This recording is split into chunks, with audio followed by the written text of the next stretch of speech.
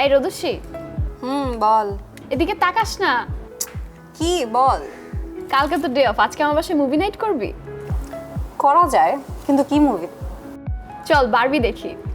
কেন? স্পাইডারম্যান আসছে, আরো কত নতুন মুভি আসছে, বারবি দেখতে হবে কেন? Because I love pink. আচ্ছা, আর তোর প্রিয় গান? ব্ল্যাক পিঙ্কের এনি সং।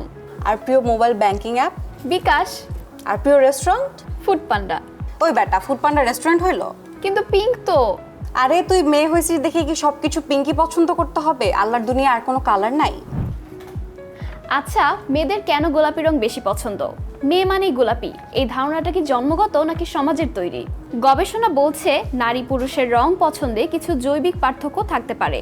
একটি গবেষণায় দেখা গেছে নারীরা নীলের মধ্যে তুলনামূলক লালচে বা বেগুনি আভাযুক্ত শেড কিছুটা বেশি পছন্দ করেন। এর পেছনে বিবর্তনগত কারণও থাকতে পারে। প্রাচীনকালে ফলের পাকা অবস্থা বা শিশুর শরীরের লালচে পরিবর্তন বোঝার মতো কাজে নারীদের ভূমিকাই বেশি ছিল।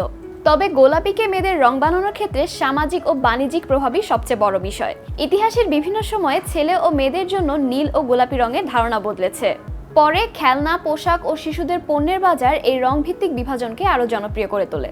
এমনকি ছোটবেলা থেকেই মেয়েদের গোলাপি জামা, জুতো ও খেলনা দেওয়া হয়। ফলে শিশুর চারপাশের পরিবেশই ধীরে ধীরে তার রঙের পছন্দকে প্রভাবিত করতে পারে। গবেষণায় দেখা গেছে প্রায় 2 বছর বয়স থেকেই অনেক মেয়ে গোলাপির প্রতি আগ্রহ দেখাতে শুরু করে। তবে মনে রাখতে হবে, গোলাপি শুধুমাত্র মেয়েদের রং নয়। একজন নারী বা পুরুষ যে কেউ গোলাপি রং পছন্দ করতে পারেন। রঙের সাথে লিঙ্গের সম্পর্ক মূলত আমাদের একটি সামাজিক ধারণা। তাই শেষ কথা একটাই, গোলাপি শুধু গোলাপি, তার পরিচয় কোনো লিঙ্গের সঙ্গে বাধা নয়।